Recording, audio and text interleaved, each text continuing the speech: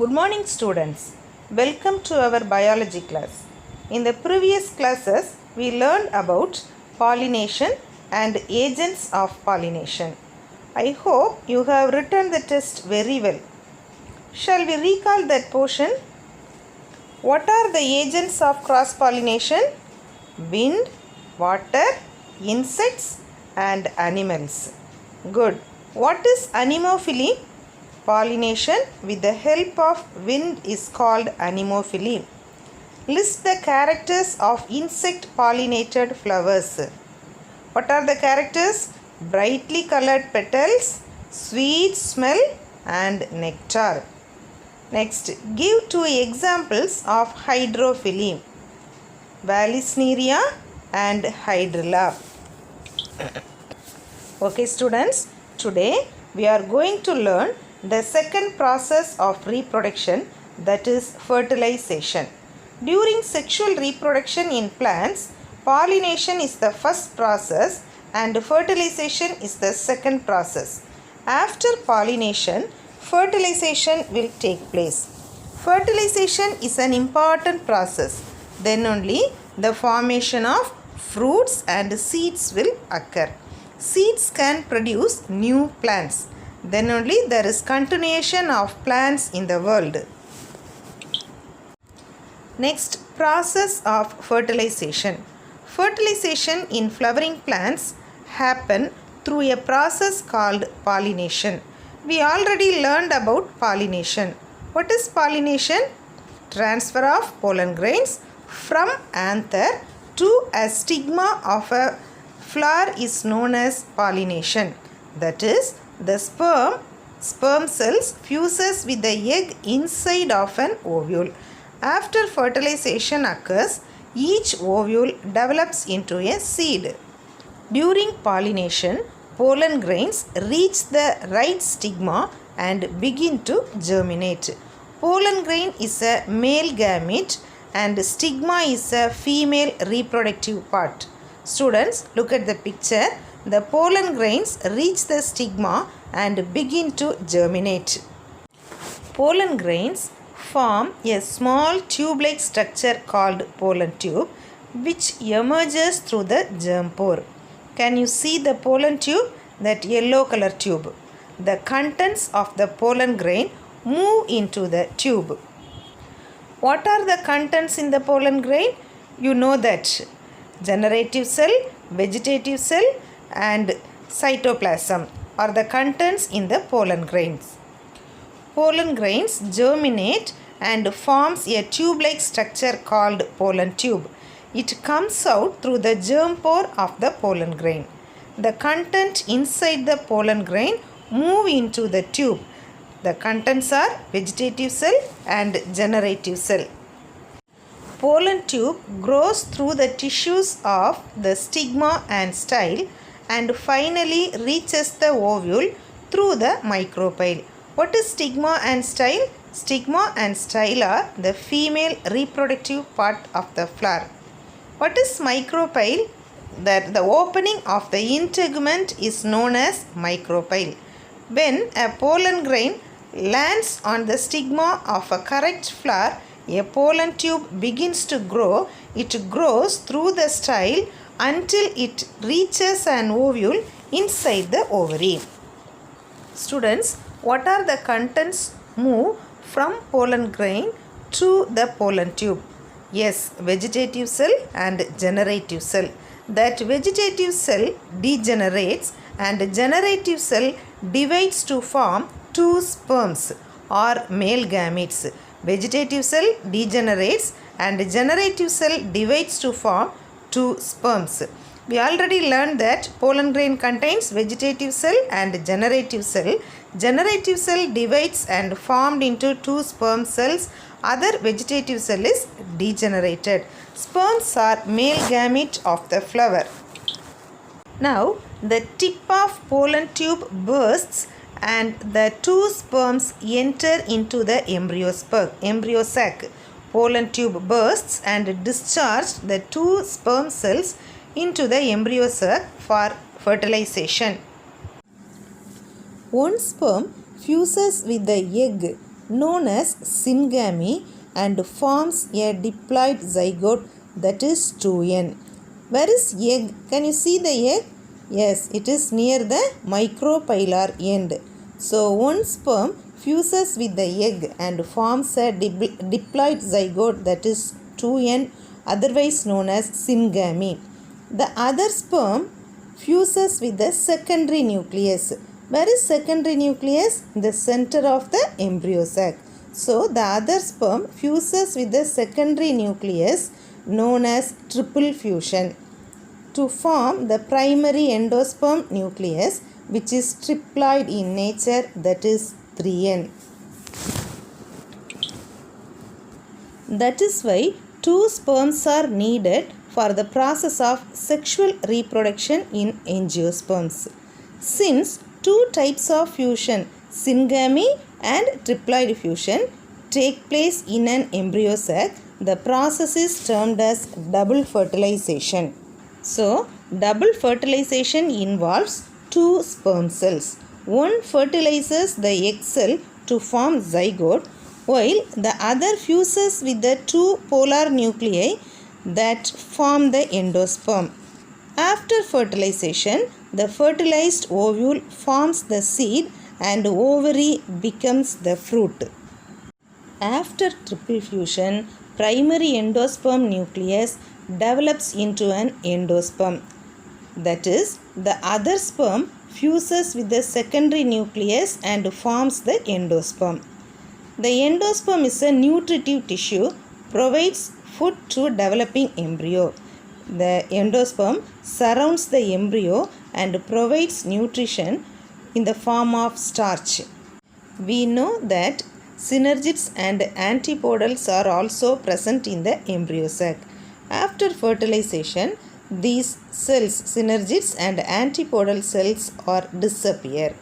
Students, once again I repeat about fertilization. Listen carefully. Look at the picture. When pollen grains falls on a suitable stigma, it starts germinate. Pollen grains forms a small tube-like structure called pollen tube, which comes out through the germ pore. The contents of the pollen grain move into the tube. The pollen tube grows through the stigma and style and finally reaches the ovule through the micropyle. Vegetative cell degenerates and generative cell divides to form two sperms or male gametes. Tip of pollen tube bursts and the two sperms enter the embryo sac. One sperm fuses with the egg, known as syngamy. The other sperm fuses with the secondary nucleus, known as triple fusion, and form the primary endosperm nucleus. Since two types of fusion, syngamy and triple fusion, take place in an embryo sac, the process is termed as double fertilization. After triple fusion, primary endosperm nucleus develops into an endosperm. Endosperm is a nutritive tissue and provides food to the developing embryo. Later, the synergids and antipodal cells degenerate. Significance of fertilization. It stimulates the ovary to develop into fruit.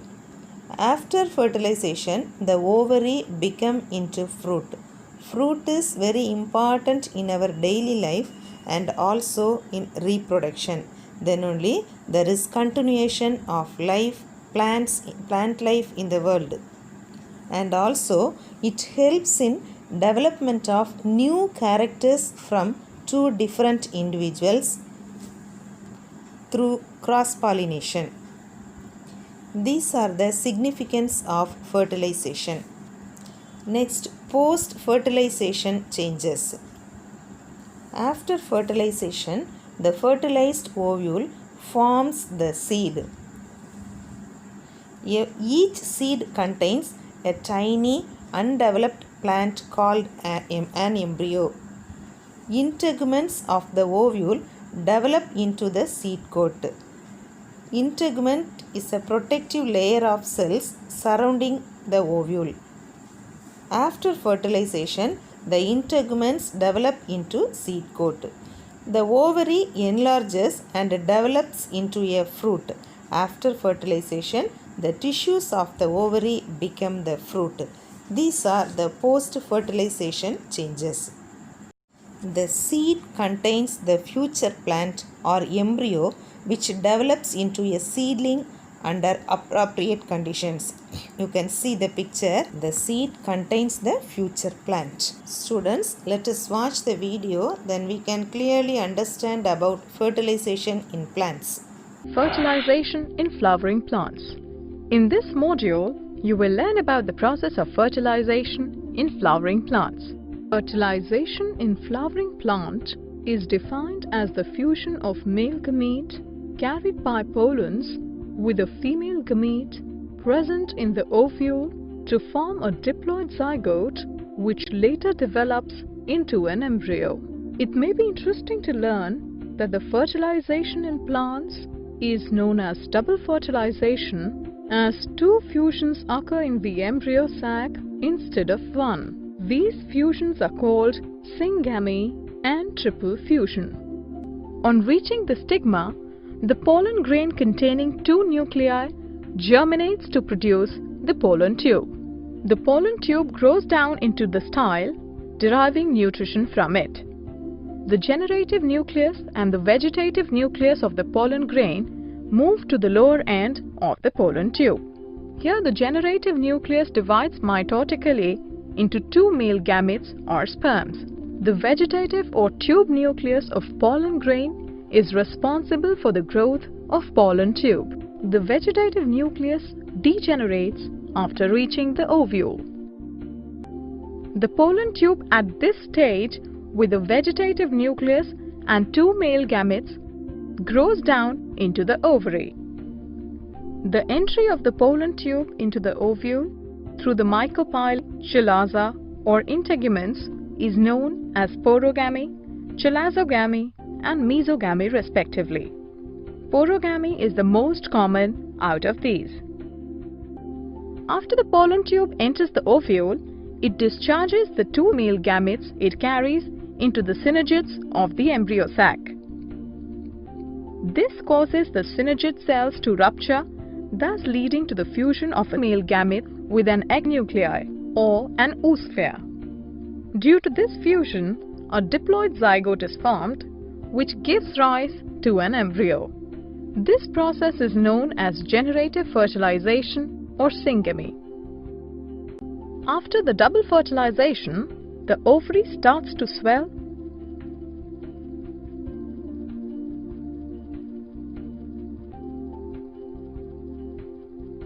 and develops into a fruit with seeds. In this module, you learned that fertilization in flowering plants is the process of fusion of the male and the female gamete. Fertilization in plants is known as double fertilization, as two fusions, syngamy and triple fusion, occur. The compatible pollen grains produce a pollen tube. After reaching the ovary, the pollen tube enters the ovule via micropyle, chalaza or integuments. After entering the ovule, the pollen tube enters the synergids and ruptures it. The pollen tube releases two male gametes in the synergids. One of the male gamete fuses with the egg nuclei to form a diploid zygote. This process of fertilization is known as syngamy. Another male gamete moves towards the central cell and fertilizes with two polar nuclei. This process of fertilization is known as the triple fusion. Students, learn thoroughly and write the homework. Explain double fertilization in flowering plants and its significance. Thank you, students.